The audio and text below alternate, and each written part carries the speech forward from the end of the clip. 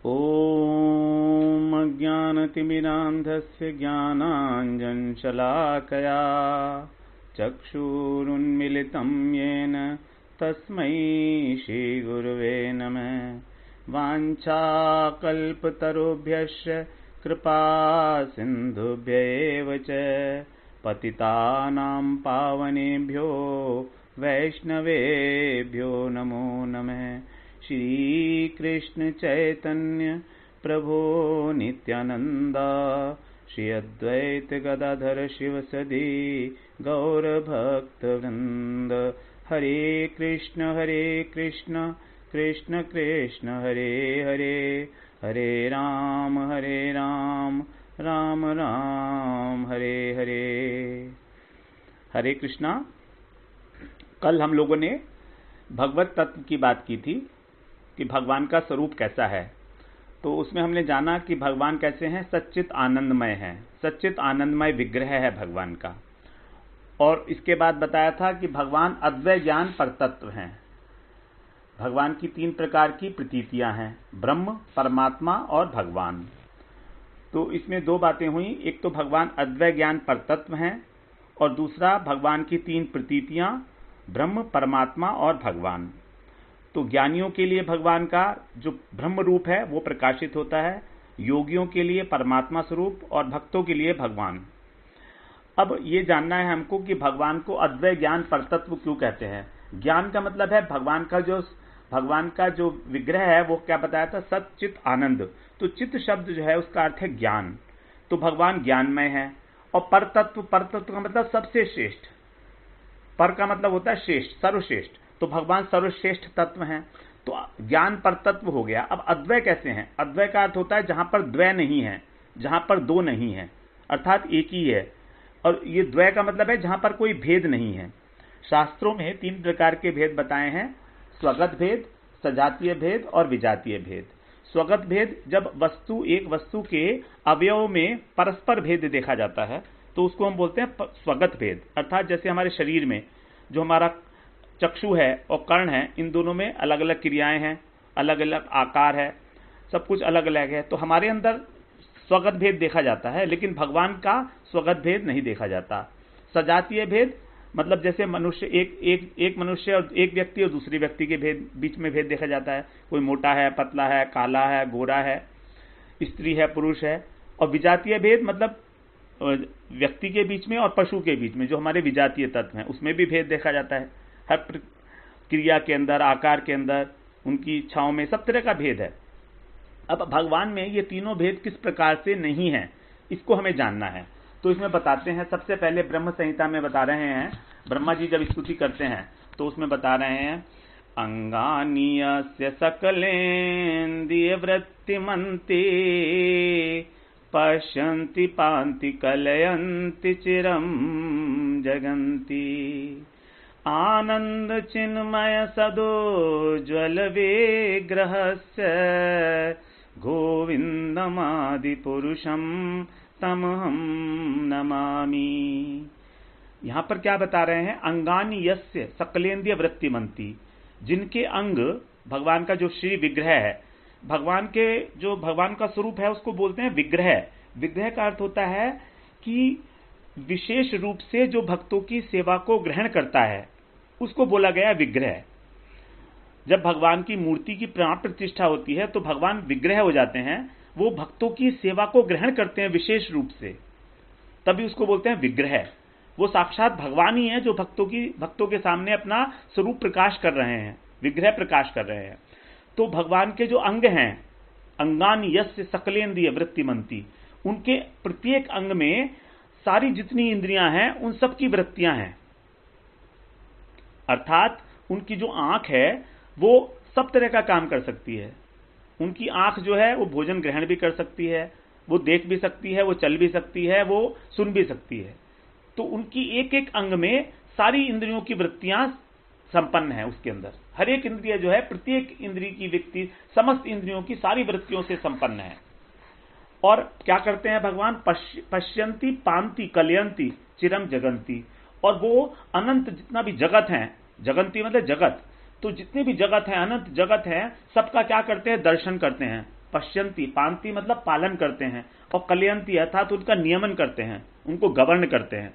तो भगवान ये सब करते हैं, और उनका स्वरूप क्या है? वही जो पहले बताया था, आनंद चिन्मय सदुज्वल विग्रहस्य है। उनका विग्रह कैसा है? आनंदमय है, चिन्मय है मतलब चित्त, और आनंदमय है, और सद उज्ज्वल, सत उज्ज्वल में सत, तो सच्चित आनंदमय उनका उज्ज्वल विग्रह है। इस प्रकार का भगवान का जो परम उज्ज्वल विग्रह है, सच्चित आनंदमय, उसके अंदर जितनी भी उनके अंग हैं वो सब के सब हर एक वृत्ति से संपन्न होने के कारण उनके अंदर किसी तरह का भी स्वगत भेद नहीं देखा जाएगा। उनकी इंद्रियों में ये विशेषता है कि प्रत्येक इंद्रिय प्रत्येक कार्य कर सकती है। अब दूसरे पर आते हैं हम लोग, सजातीय भेद। तो भगवान का सजातीय कौन है? भगवान का सजातीय कौन है? भगवान के सजातीय हैं भगवान के अवतार। जितने भी भगवान के अवतार हैं वो सब भगवान के सजातीय माने गए हैं। जैसे राम है, कृष्ण है, नरसिंह है, वामन है, नारायण है, वो सब भगवान के सजातीय अवतार बताए गए हैं। तो इसके अंदर जो श्लोक आता है वो आता है ब्रह्म संहिता का ही है, 46वां श्लोक आता है इसके अंदर, दीपार्चिरेव हि दशान्तरमभ्युपेत्य दीपायते विवृत हेतु समान धर्मा यस्ताद्रगेव हि च विष्णुतया विभाति गोविंदमादि पुरुषम तमहम भजामि। यहां पर उदाहरण दिया है दीपार्चिरेव, जिस प्रकार से एक मूल दीपक होता है, उसकी जो शिखा है वो जब दशांतर को प्राप्त होती है, अर्थात जब वो अन्य वृत्ति को प्राप्त होकर दूसरे दीपकों को जलाती है। जैसे दीपक, एक मूल दीपक की शिखा जब दूसरे दीपकों की शिखाओं को जलाती है, उनको प्रदीप्त करती है, यानी कि स्वयं को दूसरे दीपकों की शिखाओं के रूप में परिणित कर लेती है, तो क्या होता है कि वो जो दूसरे दीपक हैं वो भी मूल दीपक की तरह से ही प्रकाशित होने लगते हैं। वो दशांतर को प्राप्त होके भी जिस प्रकार जो है समान धर्मा होते हैं, अन्य दीपक भी समान धर्मा होते हैं, उसी प्रकार से समान धर्मा का मतलब कि जो मूल दीपक के गुण हैं वही उन दीपकों के गुण, वही जो दूसरे दीपक जलाए गए हैं उनके गुण हो जाते हैं। तो इस प्रकार जो भगवान है, यस्ता द्रगेव हि च विष्णु, इस प्रकार जो विष्णु है, जो कहां पर समुद्र, जो यस्ता द्रगेव हि च विष्णु तया विभाति, इस प्रकार जो विष्णु अलग अलग अवतारों के रूप में विभावित, मतलब जो प्रकाशित करते हैं स्वयं को, उन गोविंद को मैं नमन करता हूं, उन गोविंद का मैं आश्रय ग्रहण करता हूं, उनका भजन करता हूं। इसमें बता रहे हैं कि जो भगवान राम हैं और जितने भी अवतार हैं भगवान के, तो वो सब के सब भगवान की तरह से ही हैं, उनमें कोई भी अंतर नहीं है, एक ही धर्म है। राम में, कृष्ण में, नरसिंह में किसी तरह का कोई भी अंतर नहीं है। तो इसलिए भगवान की जितने सजातीय लोग हैं वो उनमें कोई भेद नहीं है। इस प्रकार का सिद्धांत रूप से सब लोग एक से ही हैं बिल्कुल। यहां पर हमारा प्रूव हो जाता है कि भगवान में सजातीय भेद नहीं है। अब भगवान में एक भेद और बताया है, विजातीय भेद। तो विजातीय भेद के लिए भी फिर देखते हैं हम लोग कि बोलते हैं, ब्रह्म संहिता का है 41 श्लोक 5th अध्याय का, माया ही यस्य जगदंड शतानि सूते त्रिगुण्यत विषय वेद विताय माना सत्वामलं विपर सत्व विशुद्ध सत्वं गोविंदमादि पुरुषम तमहम भजामि। भगवान की एक शक्ति है, उसका नाम है माया। वो माया ही सारी विश्व का सृजन करती है। जितने भी अनंत कोटि ब्रह्मांड हैं वो उनकी, भगवान की जो एक शक्ति है माया शक्ति, वो सारे ब्रह्मांड जितने भी हैं उन सबका सृजन करती है। तो भगवान जो है क्या है, चिन्मय वस्तु हैं, और उनकी जो माया है वो जड़ है। तो भगवान का विजातीय तत्व है माया, क्योंकि भगवान चेतन है और वो जड़ है। क्योंकि चेतन में 3 क्रियाएं देखी थी, चेतन में 3 क्रियाएं होती हैं जो जड़ में नहीं होती, अनुभव शक्ति, इच्छा शक्ति और क्रिया शक्ति। ये तीनों शक्ति जड़ वस्तु के अंदर नहीं होती हैं, और भगवान में क्योंकि चेतन है इसलिए ये शक्तियां हैं। तो भगवान की विजातीय हुई माया। अब इसका मतलब ये भगवान में और माया में भेद होना चाहिए, लेकिन नहीं, ये भी भेद नहीं है। क्यों नहीं है? क्योंकि माया बनी है किस चीज से? सत्वगुण, रजोगुण और तमोगुण से। वो इन तीनों गुणों के द्वारा ही इस सारे जगत का सृष्टि करती है, पालन करती है और संहार करती है। तो अब भगवान की शक्ति है, तो भगवान की वो शक्ति जो माया है वो ही सारे के सारे त्रिगुणियत, तीनों गुणों का विस्तार करती है, जिसमें वेदों में जिसका वर्णन किया गया है। वो माया शक्ति जिसका वेदों में वर्णन किया गया है वो कैसी है? त्रिगुणात्मक है। तो त्रिगुणात्मक माया शक्ति के सत्वगुण, रजोगुण और तमोगुण, तो इसमें सबसे ऊपर हो जाता है सत्वगुण।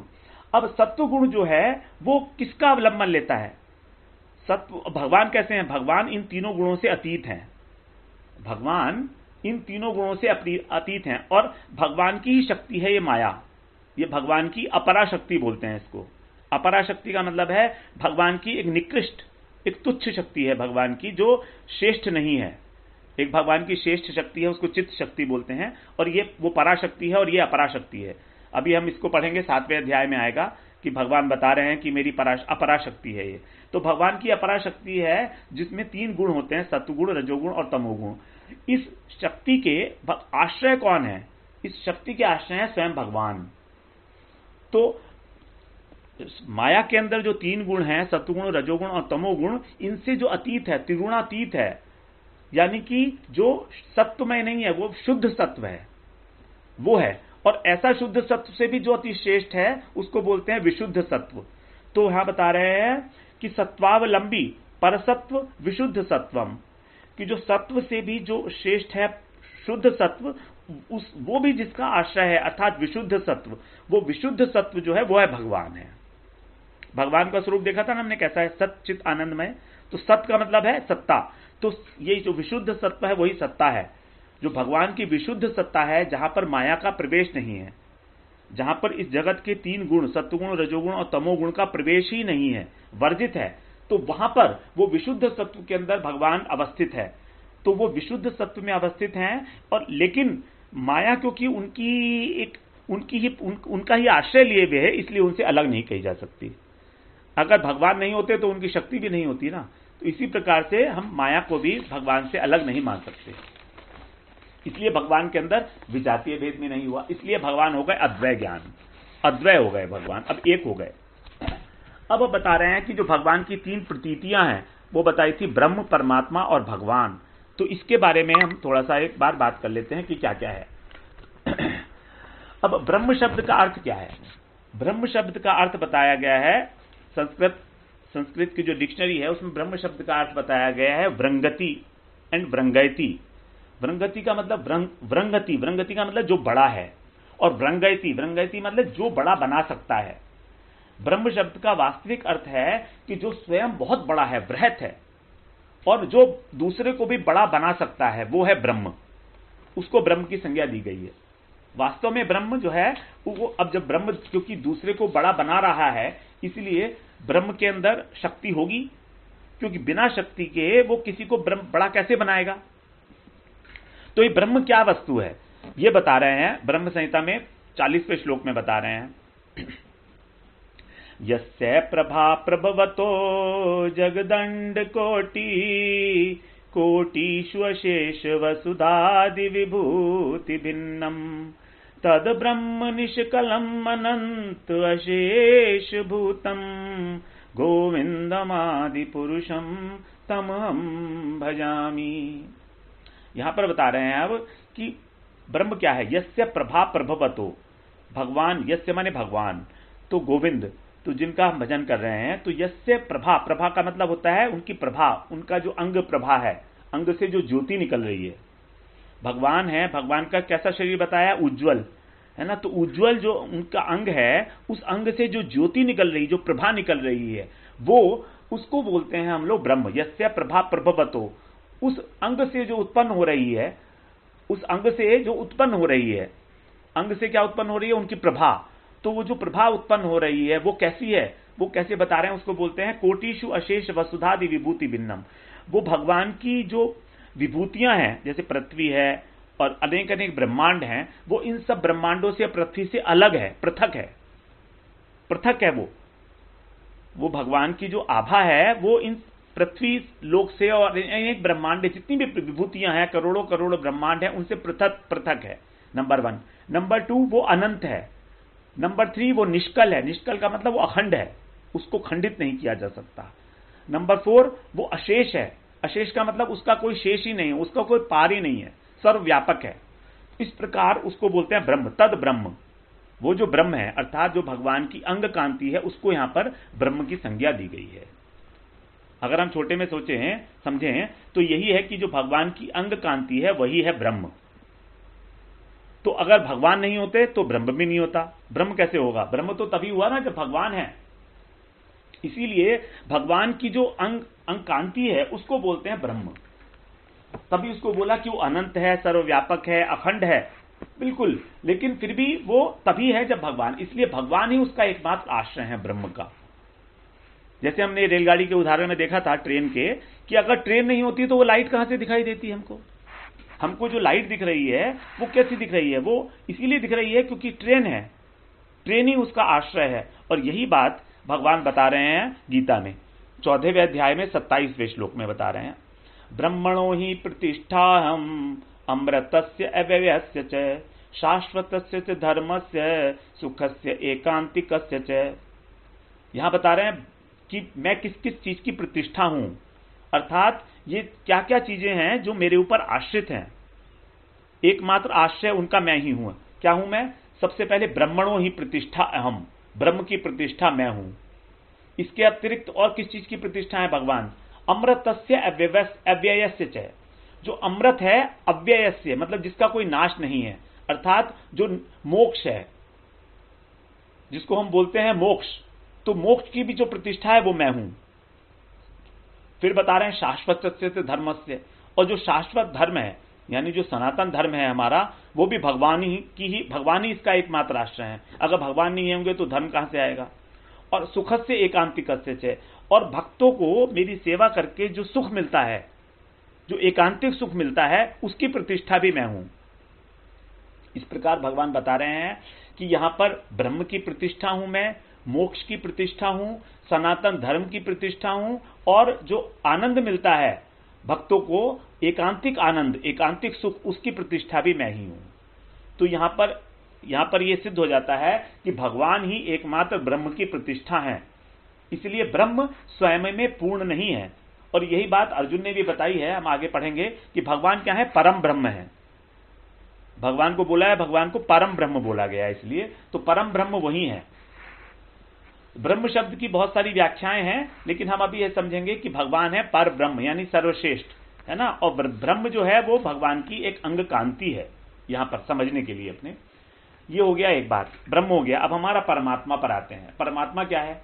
परमात्मा के लिए 18वें अध्याय में बता रहे हैं भगवान 61वें श्लोक में, वहां बता रहे हैं, ईश्वर है सर्वभूतानां हृदयेशे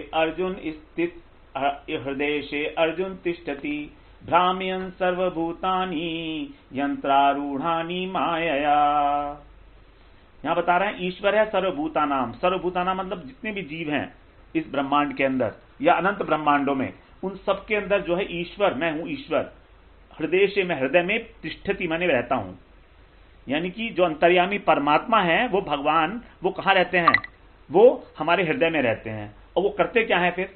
भ्राम्यन सर्वभूतानि, सारे जीवों को भ्रमण करा रहे हैं, भ्रमण करा रहे हैं। जैसे एक वस्तु अगर किसी यंत्र के ऊपर बैठ जाए तो वो भ्रमण करती है ना, जैसे हम ट्रेन में बैठ जाएं तो हमको भ्रमण कराती है। इसीलिए इस प्रकार से भगवान हमको जो है भ्रमण करा रहे हैं। और कौन से यंत्र पर बिठाकर भ्रमण करा रहे हैं? माया के ऊपर। यंत्रारूढ़ानी माया, माया रूपी यंत्र के ऊपर जो उनकी शक्ति है उसके ऊपर हमको बिठा दिया और हमको भ्रमण करा रहे हैं। अनेक अनेक योनियों के अंदर हम चक्कर काट रहे हैं। अनेक अनेक योनियों में हम क्यों चक्कर काट रहे हैं? क्योंकि हम माया के ऊपर बैठे हैं, हम माया के अधिकार में आ गए हैं, माया के वश में हो गए हैं, माया से बद्ध हैं। अपने संस्कारवश जो है हम लोग इस जगत में घूम रहे हैं। जो भी हम कर्म कर रहे हैं उसका कर्म का फल बनता है और फिर हमको अगला जन्म मिलता है। इस प्रकार से हम लोग भ्रमण करते रहते हैं ईश्वर की प्रेरणा से। भगवान प्रेरणा करते हैं और पूर्व जन्म के कर्मों के अनुसार वो हमसे कर्म कराते रहे, कर्मों में प्रवृत्त करते रहेंगे हमको प्रेरणा देकर, और हम घूमते रहेंगे। इस प्रकार भगवान बता रहे हैं कि परमात्मा मैं ही हूं, परमात्मा और कोई नहीं है। जो आपके अंदर हृदय में बैठा है वो मेरे को ही समझो, मेरा ही वो स्वरूप है। वो मैं नहीं हूं, मेरा अंश है वो, मैं नहीं हूं, मैं तो उससे ज्यादा हूं कहीं पर। फिर यही बात बता रहे हैं भगवान 10वें अध्याय में। 10वें अध्याय का लास्ट श्लोक जो है उसमें बता रहे हैं कि भगवान ये अंश कैसे है, किस प्रकार से अंश है परमात्मा भगवान का। अथवा बहुना एतेन किम ज्ञातेन तवार्जुन विष्टभ्य अहम इदम कृष्णम एकांशेन स्थितो जगत। 42वां श्लोक 10वें अध्याय का, कि जब भगवान ने अपनी सारी विभूतियां बताई कि मैं ये भी हूं, मैं ये भी हूं, मैं भी, जो कुछ भी जगत में सर्वश्रेष्ठ दिखता है वो सब कुछ भगवान है। तो अथवा बहुना एतेन है कि वो बोल रहे, हे अर्जुन तुझको और जानने से क्या प्रयोजन, इतना ज्यादा बताते बताते हुए शायद भगवान थक गए होंगे। तो उन्होंने बोलते हैं अथवा बहुना एतेन किम ज्ञातेन, तुम जानकर क्या करोगे, बस एक इतना ही जान लो कि विष्टभ्य अहम इदम कृष्णम। कृष्णम का मतलब है संपूर्ण विश्व को मैं व्याप्त करके स्थित हूं। विष्टभ्यम माने उसको व्याप्त किया हुआ है मैंने, और मैं उसको कैसे धारण करता हूं, अपने एक अंश मात्र से। एकांशेन स्थितो जगत, कि ये जो सारा का सारा जगत है ये मेरे एक अंश मात्र में स्थित है, और मैं इस जगत के अंदर पूरा का पूरा व्याप्त हूं। परमात्मा जो है, परमात्मा जो है वो हमारे जीवों के सब हृदय में विराजमान है और सारे जगत में व्याप्त है, और ये सारा का सारा जगत भगवान का एक अंश मात्र है। एकांशेन स्थितो जगत, एक अंश है भगवान का। भगवान के एक अंश में ये पूरा का पूरा ब्रह्मांड और पूरा का पूरा स्थित सब कुछ लेके परमात्मा उसके अंदर विराजमान है। इस प्रकार पता लगता है कि परमात्मा जो है वो भगवान के एक अंश मात्र है, स्वयं भगवान नहीं है। अब भगवान क्या है, भगवान के बारे में विष्णु पुराण में बताया गया है, ऐश्वर्यस्य समग्रस्य वीर्यस्य यशस्य श्रियः ज्ञान वैराग्य योश्चैव शरणाम भग इतिंगना। भगवान शब्द जो है उसके लिए बताया है क्या है कि जिस भग का अर्थ होता है गुण, तो जो गुण है उसके अंदर बोलते हैं भगवान। जैसे बल होता है तो बलवान है ना, उसको बोलते हैं ना, बल होता है किसी के अंदर तो बलवान है, धन है तो धनवान है। इसीलिए जब भग मतलब जब गुण है तो भगवान है। तो गुण कौन से हैं, भगवान में 6 गुण हैं जो समग्र रूप से पाए जाते हैं। वो कौन से हैं, ऐश्वर्य से समग्र, समग्र से मतलब संपूर्ण रूप से। ऐश्वर्य, भगवान के अंदर संपूर्ण ऐश्वर्य है। इस जगत में हम देखते हैं ना सबके पास थोड़ा थोड़ा ऐश्वर्य होता है, लेकिन भगवान के अंदर संपूर्ण है। वीर्य से शक्ति, भगवान की वीर शक्ति अनंत है, सर्वशक्तिमान। यश, भगवान का यश सबसे ज्यादा यश है भगवान का। और श्रिय, भगवान की श्री सौंदर्य, भगवान सबसे ज्यादा सौंदर्यवान है। ज्ञान भी भगवान में पूरा है और वैराग्य भी पूरा है। इसीलिए जिस व्यक्ति में, जिस वस्तु में, जिस वस्तु में ये 6 चीजें समग्र रूप से विराजमान है उसको हम भगवान की संज्ञा देते हैं। अब हम देख सकते हैं कि भगवान कौन है। जैसे कलयुग के अंदर बहुत सारे भगवान घूमते हैं, तो हम देख लीजिए कि उनके अंदर कितना ज्ञान है, कितना वैराग्य है, और कितना सुंदरता है, और कितना उनका यश है। इसलिए एकमात्र भगवान में ये 6 के 6 गुण हैं, संपूर्ण ऐश्वर्य, संपूर्ण शक्ति, संपूर्ण यश, संपूर्ण सौंदर्य, संपूर्ण ज्ञान और संपूर्ण वैराग्य। इस प्रकार भगवान की व्याख्या की गई है, और भगवान को इस तरह बताया गया है कि 6 गुण वाले जो हैं वो भगवान हैं। और भगवान जो है फिर इसी बात को फिर महर्षि व्यास जी भागवत में बता रहे हैं, पहले स्कंद के 3 अध्याय के 28वें श्लोक में। वहां पर बड़ा क्लियर किया उन्होंने, सारे 24 अवतारों के भगवान के उन्होंने वर्णन किया। भगवान के 24 अवतार कौन कौन से हैं, मत्स्य अवतार, कूर्म अवतार, वराह अवतार, वामन अवतार, परशुराम, उसके बाद फिर मोहिनी अवतार, कच्छप अवतार, वामन अवतार, कृष्ण अवतार, राम अवतार, नरसिंह अवतार, है ना, बुद्ध अवतार, कल्कि अवतार। 24 अवतारों का वर्णन करने के बाद फिर वो ये तो बता दिए, लेकिन वो बताना भूल गए, तो अब इशारा करके बता रहे, एते चांश कला पुंस कृष्णस्तु भगवान स्वयं इंद्रारी व्याकुलम लोकम मृणीयंती युगे युगे। वो बता रहे हैं एते चांश कलापुंस है, ये जितने भी मैंने तुम्हें बताए ये सब भगवान के किसके अंश हैं, पुंस है। पुंस का मतलब पुरुष के, जो विष्णु हैं, महाविष्णु हैं, उनके अंश हैं। ये अंश हैं और कोई कला है, यानी अंश के अंश। एक अंश होता है, एक अंश का अंश होता है, उसको कला बोलते हैं। तो ये जितने भी मैंने अवतार बताए हैं 24, ये कोई तो इसमें से जो भगवान हैं, विष्णु हैं, उनके कोई तो इसके अंदर अंश हैं और कोई कला है। और कृष्णस्तु भगवान स्वयं, भगवान जो है वो स्वयं, भगवान जो है वो कृष्णस्तु, केवल कृष्ण ही है। परंतु, तू का मतलब परंतु कृष्ण है वो स्वयं भगवान है, और ये सब उनके अंश हैं। इंद्रारी व्याकुलम लोकम, तो इंद्रारी मतलब जो राक्षस लोग हैं, जब उससे जीव व्यथित हो जाते हैं संसार के लोग, तब मृडयंती युगे युगे वो अलग अलग युगों में जन्म ग्रहण करते हैं। इस प्रकार बता रहे हैं कि भगवान ही, कृष्ण ही भगवान है एकमात्र।